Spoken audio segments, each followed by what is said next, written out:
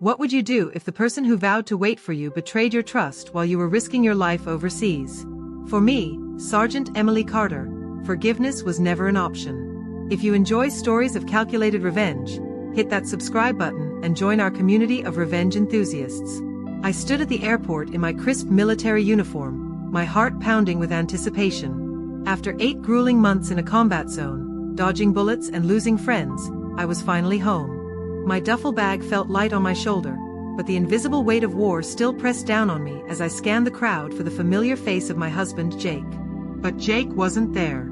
Every returning soldier around me fell into the waiting arms of loved ones. Tears, laughter, and the beautiful chaos of reunion surrounded me, making my solitude all the more striking. A young boy pointed at my medals, his eyes wide with admiration. I smiled at him, the tight knot of disappointment growing in my chest. I called Jake twice, then 3 times. With each unanswered ring, memories flashed through my mind.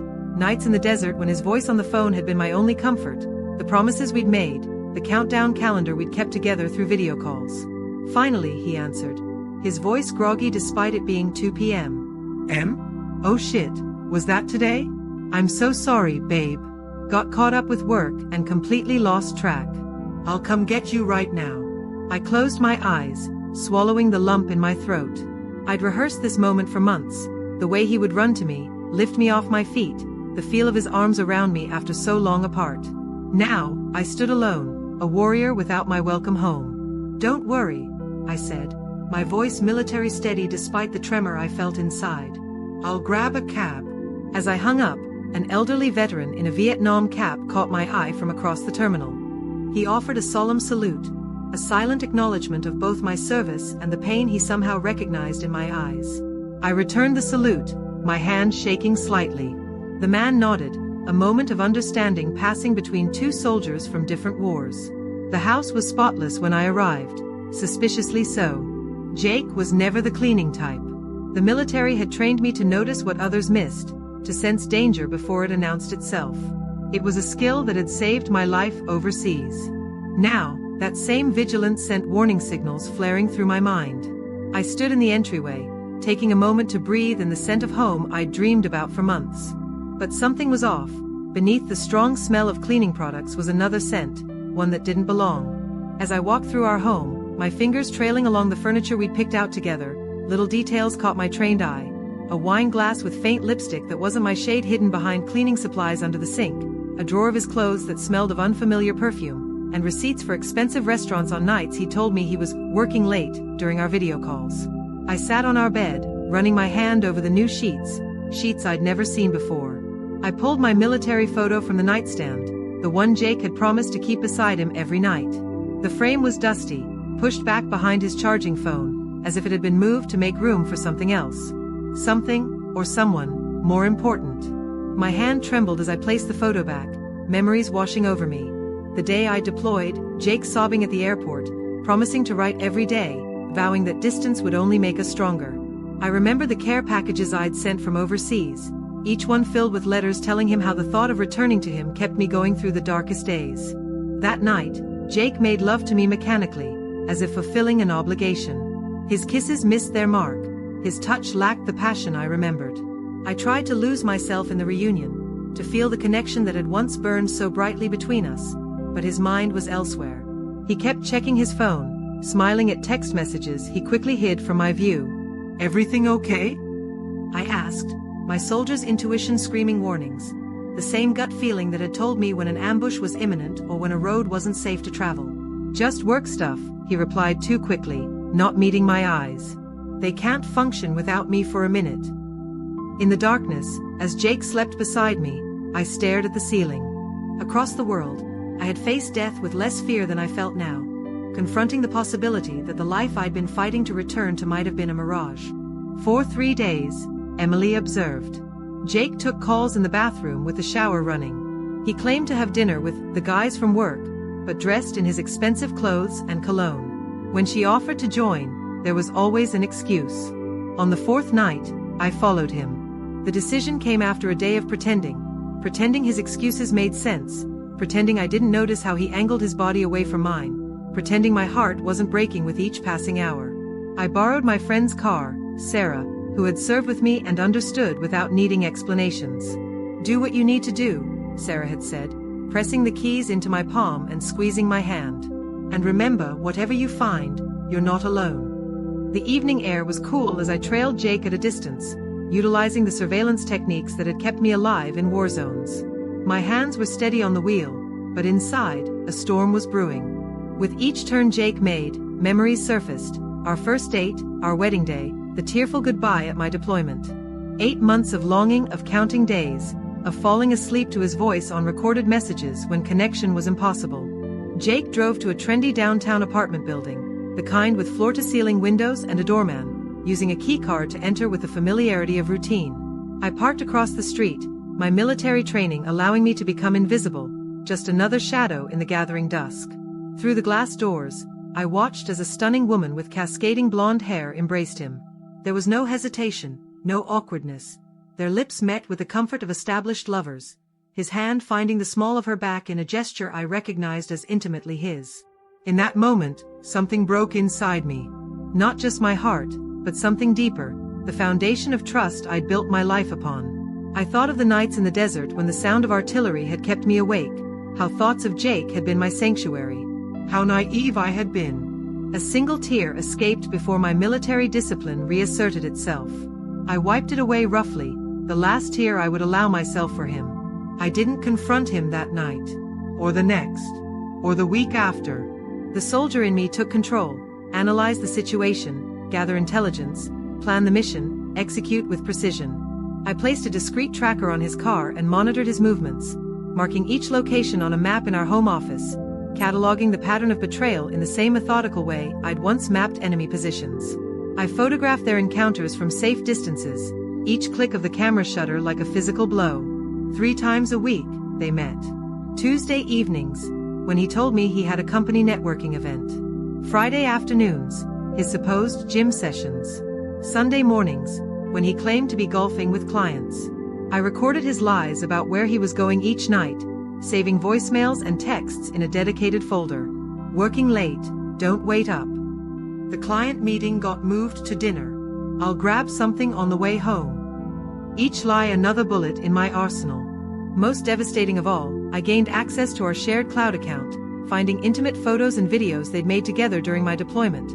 Photos the blonde woman had sent him while I was overseas, the timestamps showing they began just 3 weeks after I deployed. The same week I had lost Sergeant Martinez and Private Rodriguez to an IED. The same week I'd suffered a shrapnel wound to my thigh that still ached when it rained. The night I discovered the photos, I limped to the bathroom, my old wound throbbing in sync with my pulse. I rolled up my pajama leg to reveal the jagged scar, the price I had paid while he betrayed me. I traced its outline, thinking of Rodriguez's young daughter who would never see her father again, of Martinez's wife who had become a widow that same day. What would they think of my pain now, this betrayal that cut deeper than shrapnel? My reflection showed a woman I barely recognized, hollow-eyed, pale with shock and grief. But as I stared, something shifted in my gaze. The vulnerability hardened into resolve, grief transforming into cold, calculated purpose. All the while, I played the role of the adoring, unsuspecting wife. I cooked his favorite meals. I asked about his day with feigned interest. I even bought him a new watch for his birthday, watching him unwrap it with a smile that never reached my eyes, knowing exactly where the old one had been left, on the blonde woman's nightstand, captured clearly in one of my surveillance photos. Our 5th wedding anniversary was approaching, an anniversary Jake had apparently forgotten until I mentioned my plans for a small gathering with our closest friends and family. I brought it up over breakfast, watching his face carefully for a reaction. Panic flickered across his features before he masked it with a smile. Anniversary? Right, 5 years. Time flies. I took a slow sip of my coffee, remembering how we'd celebrated our 4th anniversary over a choppy video call. I'd saved my dessert from the mess hall for days to have something special to eat while we shared a meal across continents. I'd fallen asleep with my laptop open, his face the last thing I saw before dreams took me.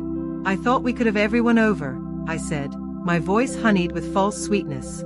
Your parents, my sister, all our friends. A proper celebration since I missed last year's. That sounds great, babe, he said absent-mindedly, already typing on his phone. Whatever you want to do. I smiled, a predator's smile that Jake was too distracted to notice. Whatever I want. Perfect. Later that day, I sat alone in our home office, surrounded by the evidence of his betrayal. Photos, receipts, location data.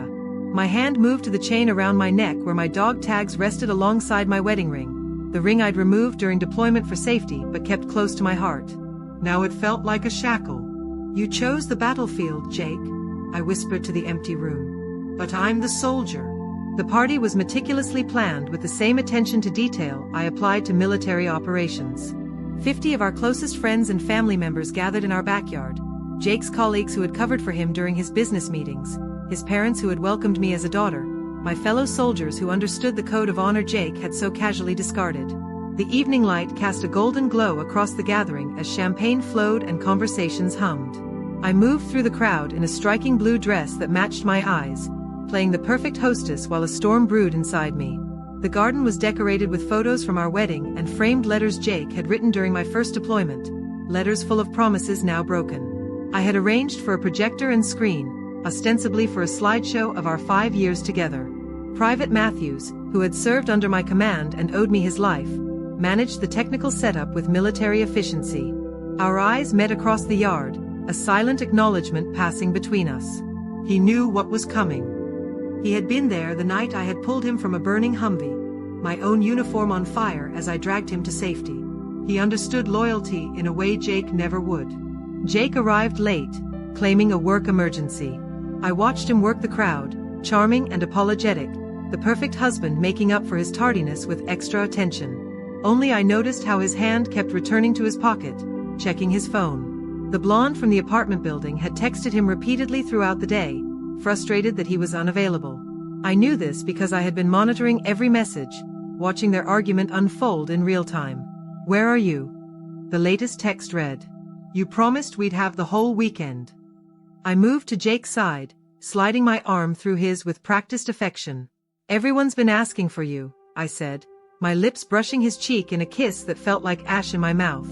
He squeezed my waist, the picture of devotion. Sorry I'm late, Emmy. You know how work gets.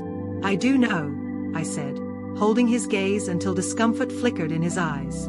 I know exactly how it gets. When everyone had drinks in hand, I clinked my glass for attention. The chatter died down as all eyes turned to me. My heartbeat was steady, my hands calm, the same composure I'd maintained under enemy fire. I want to thank everyone for coming to celebrate 5 wonderful years with Jake, I began, my voice steady. Marriage, as we all know, is built on trust, honesty, and fidelity. Jake smiled nervously from across the yard, perhaps sensing something in my tone. I've prepared a little presentation about our journey together, I continued, especially focusing on the past 8 months while I was deployed. The screen lit up, but instead of vacation photos, it displayed a timeline meticulously documenting Jake's affair. Dates, locations, text messages, photos of them together, all time-stamped and organized with military precision. A collective gasp rippled through the crowd. As you can see, I narrated calmly as Jake's face drained of color. While I was serving our country, dodging bullets, and watching my friends die, my husband was serving himself quite well. Jake lunged toward the projector. Emily, stop this right now. This is Private Matthews, I called out. A large man in civilian clothes who had been quietly serving drinks stepped forward. He had been in my unit, and I had saved his life during an ambush. Sir, I suggest you remain where you are, Matthews said quietly to Jake. I continued my presentation methodically, revealing not just the affair but also how Jake had been siphoning money from our joint savings account to buy gifts for his mistress, using funds that included my combat pay.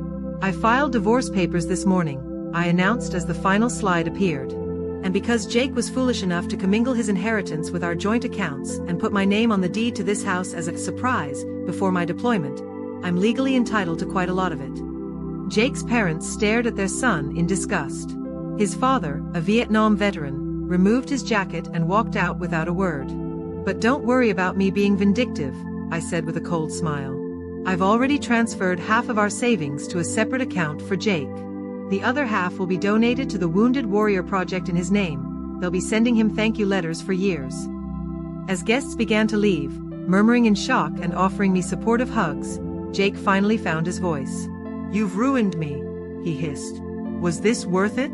Humiliating me in front of everyone we know." I leaned in close. "That wasn't the humiliation, Jake.